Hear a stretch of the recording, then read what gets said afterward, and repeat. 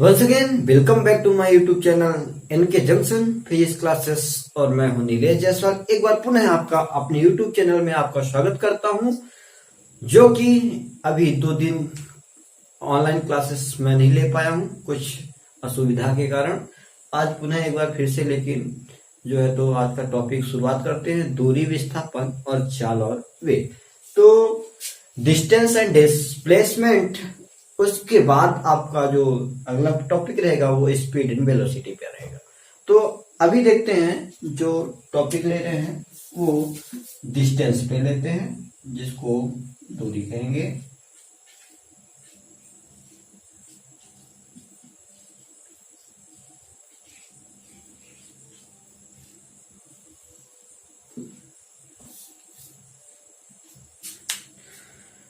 इससे पहले मैं आप लोगों के इसके पहले वाले वीडियो में जो है तो सरल रेखा में गति, उसमें एक विमी, द्विविमी और त्रिविमी गति के बारे में उदाहरण से समझाया था। अब उसके बाद का जो अगला टॉपिक है वो डिस्प्लेसमेंट और डिस्टेंस। तो पहले डिस्टेंस को बता देते हैं आपको कि डिस्टेंस क्या होता है। तो देखते हैं डिस्टेंस, दूरी क्या होती है। किसी भी वस्तु या कण के द्वारा या पिंड के द्वारा, ठीक है, कण, वस्तु, पिंड, ये कोई भी ऐसी वस्तु है जिनके द्वारा हम स्थिति परिवर्तन करवा सकते हैं, ठीक है।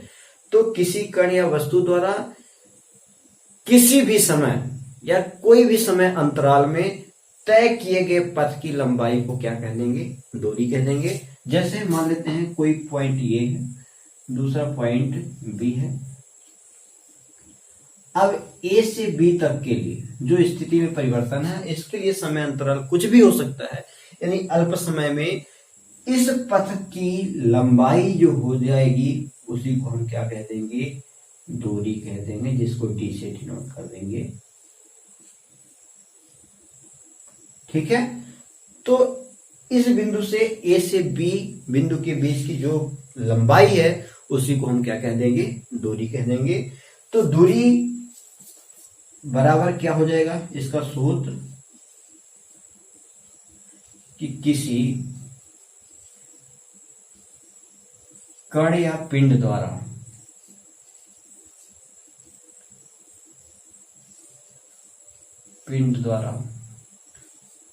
तय किए गए पथ की लंबाई को दूरी कहते हैं, ठीक है। तो दूरी को डी या एल से रिप्रेजेंट करेंगे, डिस्टेंस या लेंथ, ठीक है। और जो दूरी है वो सदैव क्या होती है? धनात्मक होती है। दूरी सदैव धनात्मक होती है। दूरी अदिश राशि है। अब ये दूरी धनात्मक और अदिश राशि क्यों होती है? क्योंकि दूरी कभी भी किसी भी दिशा में जो चली जाएगी वो पथ की लंबाई हरदम क्या होती जाती है? बढ़ती जाती है। जैसे मान लेते हैं इस पथ से, या इस बिंदु को m ले लिए, दूसरे बिंदु को n ले लिए। अगर m से n के लिए मैं बोला ये इसकी दूरी 1 मीटर है। अब n से कोई व्यक्ति या कोई कण वापस m तक आता है, तो एक बार ये पथ की लंबाई m से n के लिए 1 मीटर तय किया, जिसका जो यहां से यहां तक गया, और n से m की ओर पुनः 1 मीटर आता है, तो इसकी जो दूरी होती है वो कितनी हो जाएगी? 2 मीटर हो जाएगी। मतलब एक बार जाने में और आने में जो पथ की लंबाई तय कर रहा है वही उसकी क्या कहला जाएगी? दूरी। मतलब दूरी सदैव बढ़ती जाती है। धनात्मक कहने का मतलब यह है कि दूरी कम नहीं होती, क्या होती है? हरदम बढ़ती जाती है। तो पहला ये हो गया कि दूरी धनात्मक होती है, ऋणात्मक या शून्य नहीं होती है। और दूरी अदिश राशि है, क्योंकि जो दूरी है वो किसी भी दिशा में, यहाँ पे डायरेक्शन नहीं दिया है, दिशा नहीं दिया है, इसलिए किसी भी दिशा में चली गई पथ की लंबाई जो होती है दूरी कहलाती है। तो अब इसमें दिशा का निर्धारण नहीं किया गया है, इसलिए ये कौन सी राशि होगी? अदिश राशि। अब इसका विमीय सूत्र क्या होता है? दूरी का जो विमीय सूत्र होगा वो m0 l t0, यानी m की घात 0 एल टी की घात 0, क्योंकि इसमें केवल लंबाई है तो द्रव्यमान और समय दोनों अनुपस्थित है, इसलिए इसका जो विमीय सूत्र हो जाएगा वो am naught L T not. तो इसका जो मात्रक हो जाएगा वो क्या हो जाएगा, मात्रक जो है वो मीटर हो जाएगा। ये कौन सी यूनिट कहलाएगी, मीटर, एसआई यूनिट। और जो सीजीएस पद्धति में यूनिट हो जाएगी दूरी का, लंबाई का, तो कहलाएगा सेंटीमीटर, लेकिन ये एसआई मात्रक क्या हो जाएगा, उसका मीटर हो जाएगा। तो ये था दूरी के बारे में। अगला पॉइंट देख लेते हैं, विस्थापन, डिस्प्लेसमेंट। विस्थापन, तो विस्थापन क्या होता है, इसके पहले आप दूरी पढ़े। तो दूरी में क्या था कि किसी वस्तु द्वारा या कण द्वारा किसी भी समय अंतराल में तय किए गए पथ की लंबाई को दूरी कहते हैं। लेकिन विस्थापन में क्या होगा, किसी निश्चित दिशा में किसी कण द्वारा तय किए गए पथ की लंबाई को विस्थापन कहेंगे। यानी यहां पर क्या बता रहा है, डायरेक्शन बता रहा है, दिशा बता रहा है, तो परिमाण के साथ साथ दिशा भी बता रहा है कि अगर कोई कण या कोई वस्तु यहां से 4 किलोमीटर पूर्व की ओर जाता है, तो ये 4 किलोमीटर और दिशा क्या बता दिया, पूर्व की ओर, या 2 किलोमीटर इस पॉइंट से उत्तर की ओर जाता है। तो जब कोई कण वस्तु के साथ साथ परिमाण के साथ साथ दिशा को भी व्यक्त करता है, वो कहलाता है विस्थापन, डिस्प्लेसमेंट।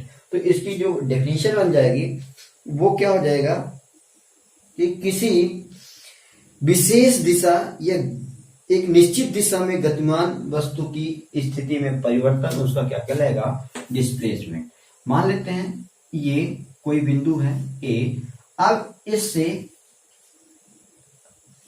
उत्तर दिशा में कितने किलोमीटर गया, 2 किलोमीटर। तो बिंदु ए से कोई कण 2 किलोमीटर उत्तर दिशा में जाता है, तो उसको हम मान लेते हैं, इसका नाम ए बी हो गया। तो ए बी को कैसे दर्शा देंगे, वेक्टर, कितने किलोमीटर गया, 2 किलोमीटर, किस दिशा में गया, उत्तर दिशा में। तो इसलिए ये कौन सी राशि हो जाएगी, विस्थापन हो जाएगी। तो जब इसमें दिशा और परिमाण दोनों दिया है, यानी 2 किलोमीटर ये परिमाण दिया है और इसका डायरेक्शन बताया है, कौन सी दिशा में गया है, उत्तर की दिशा में, तो इसलिए इसको हम क्या कह देंगे, सदिश राशि। तो सदिश राशि में दिशा और परिमाण दोनों दिया होता है।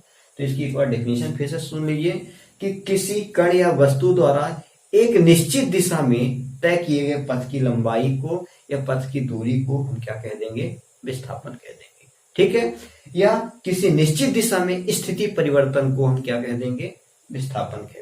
तो इस तरह से एक या दो परिभाषा आप सुन के समझ सकते हैं कि किसी वस्तु द्वारा या कण द्वारा एक निश्चित दिशा में तय किए गए पथ की लंबाई को विस्थापन कह देंगे, या तो किसी कण द्वारा एक निश्चित दिशा में स्थिति परिवर्तन को, जैसे मान लेते हैं पहले कहां पे रहा होगा वस्तु ए पर, अब वो निश्चित दिशा में स्थिति परिवर्तन करके कहां पहुंच गया, बिंदु बी पर।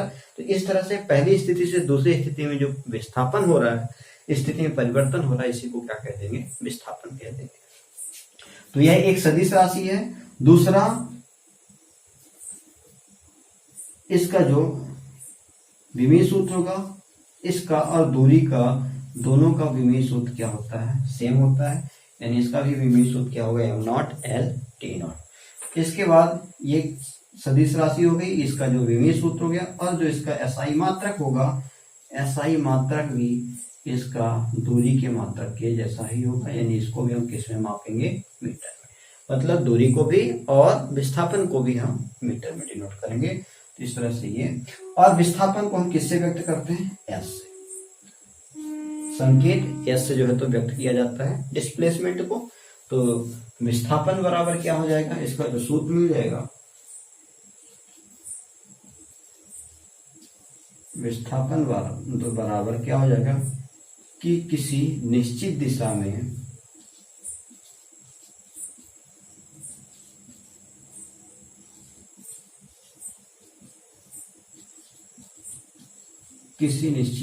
में कण द्वारा तय किए गए या तय की गई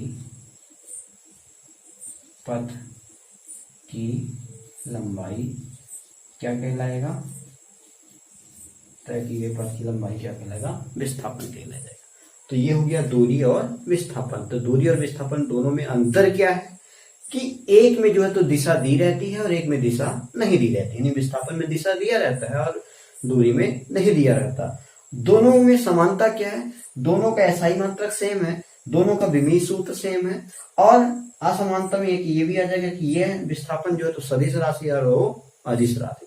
विस्थापन में एक जो और महत्वपूर्ण बातें हैं वो विस्थापन जो है तो धनात्मक, ऋणात्मक या शून्य यानी जीरो, इन तीनों में से कोई भी कंडीशन हो सकती है। ठीक है, यानी विस्थापन धनात्मक, ऋणात्मक और शून्य हो सकता है। इसके उदाहरण एक दो और देख लेते हैं।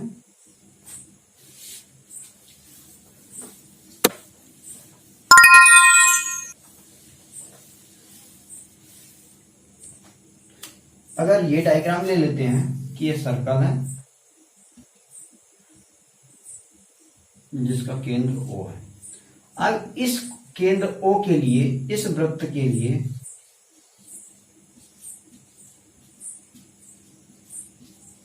O के लिए हमें दूरी और विस्थापन की गणना करना है। दूरी क्या होगी, विस्थापन क्या होगी।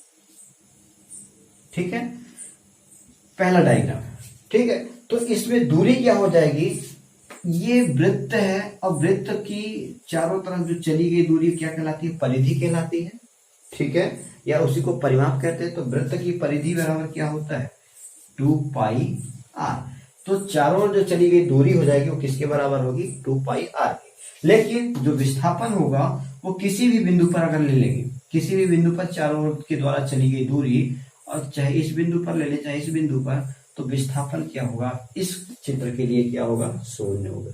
यानी किसी भी वस्तु से वापस उसी बिंदु पर आ जाने से उसका विस्थापन क्या हो जाता है, शून्य हो जाता है, यानी कोई परिवर्तन उस पर नहीं हुआ। दूसरा डायग्राम ले लेते हैं। मान लेते हैं एक ये ट्रायंगल लेते हैं, इसका नाम P, Q और R। P Q R ले दिए। अब इसकी लंबाई ये मान लेते हैं 2 मीटर, ये 2 मीटर और ये 3 मीटर। ठीक है, तो अगर इस पे हम कहते हैं कि P व Q के बीच विस्थापन बताना है, विस्थापन PQ क्या होगा और दूरी त्रिभुज में क्या होगी। ये दो चीजें बतानी है इसमें। तो इसकी जो दूरी हो जाएगी वो दूरी के लिए क्या हम निकाल देंगे, PQ plus QR plus PR, यानी तीनों का जो मान है वो कुल लंबाई, पथ की कुल लंबाई क्या हो जाएगी, दूरी के ला जाएगी। मतलब 2 धन 2 धन 3, मतलब 7 मीटर इसकी क्या मिल जाएगी, दूरी मिल जाएगी। लेकिन PQ के बीच डिस्प्लेसमेंट बोल रहा है, तो PQ के बीच जो डायरेक्शन बता दिया कि P से Q के बीच में ही हमें क्या चाहिए, विस्थापन चाहिए। तो P से Q के बीच का जो विस्थापन दिख रहा है वो केवल 2 मीटर है। यानी इसका विस्थापन कितना आ जाएगा, विस्थापन बराबर लिख सकते हैं 2 मीटर। तो यह हुआ दूरी और विस्थापन में मुख्य अंतर। दूरी जो है तो कुल पथ की लंबाई होती है चले गए कण द्वारा, लेकिन जो विस्थापन है एक निश्चित दिशा में एक निश्चित बिंदु के बीच की जो लंबाई होती है पथ की, वो क्या कहलाती है, विस्थापन कहलाता है। तो देखते हैं स्पीड क्या है, चाल क्या है।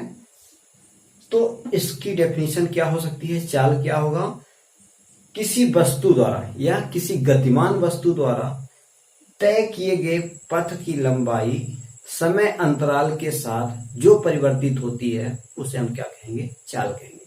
या किसी गतिमान वस्तु द्वारा स्थिति परिवर्तन की दर को चाल कहेंगे। यानी चाल बराबर क्या हो जाएगी, तय की गई दूरी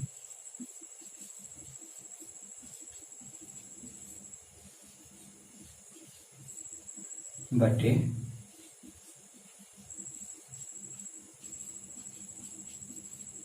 समय अंतराल। ठीक है, तो जो तय की गई दूरी है और समय में जो अंतर हुआ है, यानी किसी निश्चित समय अंतराल में जो तय की गई दूरी है वो क्या कहलाएगी, चाल कहलाएगी। लेकिन इसके पहले जब दूरी पढ़े थे तो उसमें क्या बोला गया था कि किसी भी समय अंतराल में एक दो बिंदुओं के बीच या किसी बिंदु के बीच जो तो तय की गई पथ की लंबाई को हम क्या कहते, दूरी कहते। लेकिन यहाँ पर जो दूरी आ गई है और दूरी परिवर्तन की दर, ये भी कह सकते हैं कि जो तय की गई दूरी है उस समय अंतराल के परिवर्तन की जो दर है उसकी इसके बराबर होती है, चाल के बराबर। लेकिन ये जो तय की गई दूरी किस वस्तु के लिए रहता है? गतिमान वस्तु। अगर रुकी है, विराम अवस्था में है, तो हम वहां पर चाल फाइंड नहीं कर सकते हैं। तो किसी गतिमान वस्तु के द्वारा जो स्थिति परिवर्तन की दर है वो किसके बराबर होगी? चाल के बराबर। तो चाल यानी इसको लगभग v से रिप्रेजेंट करते हैं, वेलोसिटी को भी और चाल को भी, दोनों को। तो v बराबर तय की गई दूरी क्या है? s, और समय क्या है? t। तो यहाँ से चाल की जो फॉर्मूला बन जाएगा v बराबर s/t। तो इसका जो मात्रक बन जाएगा वो दूरी का मात्रक क्या होता है? मीटर, और समय का मात्रक क्या है? सेकेंड। इसलिए इसका जो मात्रक बन गया मीटर प्रति सेकंड। किसका? चाल का। तो चाल का मात्रक बन गया मीटर प्रति सेकंड। इसका विमीय सूत्र क्या हो जाएगा? द्रव्यमान अनुपस्थित है, ये हो जाएगा L और T इनवर्स, क्योंकि समय कहाँ था? बटे में था, तो समय ऊपर जाएगा तो इस तरह से इनवर्स में आ जाएगा। तो इसका विमीय सूत्र m0 L T इनवर्स 1, और इसका जो मात्रक है वो मीटर प्रति सेकंड हो जाएगा। तो ये था चाल। अब इसके बाद जो है तो वेग। तो चाल और वेग में फिर अंतर क्या इश्क का रंग यहाँ पर गहरा, चढ़ के कभी ना उतरे, सच्चे प्यार का ठहरा सा रंग, चलते पर ना बिखरे। रंग अदा में रंग हया में है रे रसीला, देश रंगीला रंगीला, देश मेरा रंगीला।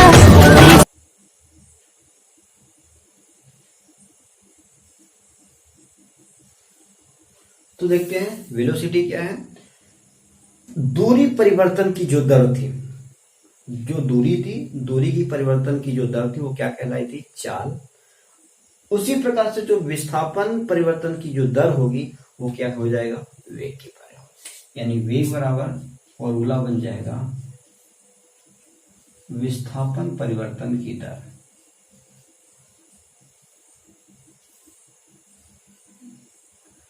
दर मतलब क्या? समय, ये कह सकते हैं। ठीक है, विस्थापन परिवर्तन की दर जो है यानी विस्थापन बटे समय किसके बराबर हो जाएगा? वेग के बराबर। तो यहां से वेग को भी हम v से डिनोट करते हैं, और विस्थापन परिवर्तन ये कह सकते हैं कि विस्थापन में परिवर्तन।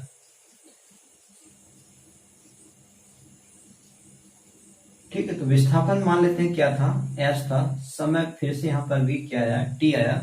तो वेग का जो फॉर्मूला यहां से बन गया वो s/t है। तो चाल और वेग का दोनों का फॉर्मूला वही है, दोनों का विमीय सूत्र वही है, केवल अंतर क्या है बता देता हूं आपको। इसका भी जो मात्रक होगा वो मीटर प्रति सेकेंड, और विमीय सूत्र m0 L T इनवर्स 1 और v इक्वल s/t। दोनों में डिफरेंस ये है कि चाल कैसी राशि है? अदिश राशि है, जबकि वेग कौन सी राशि है? सदिश राशि। क्यों? क्योंकि जो वेग है वो किससे बना है? विस्थापन से, और विस्थापन सदिश राशि थी। तो विस्थापन जब सदिश राशि है तो वेग में भी विस्थापन आ रहा है, इसलिए वेग क्या हो जाएगा? सदिश राशि। दूरी कैसी राशि थी? अदिश राशि थी, इसलिए दूरी से जो चाल बना है वो कौन सी राशि हो जाएगी? अदिश राशि। ठीक है, तो वेग की जो वेग का परिभाषा है वो दूसरा एक और ये भी कह सकते हैं कि किसी निश्चित दिशा में किसी वस्तु द्वारा किया गया विस्थापन उसके समय अंतराल के अनुपात के बराबर होता है। ठीक है, तो एक निश्चित दिशा में जो विस्थापन परिवर्तन की दर होगी किसके बराबर होगी? वेग की होगी। इसको भी हम v से डिनोट करेंगे। तो ये हुआ मुख्य रूप से दूरी, विस्थापन, चाल और वेग में अंतर।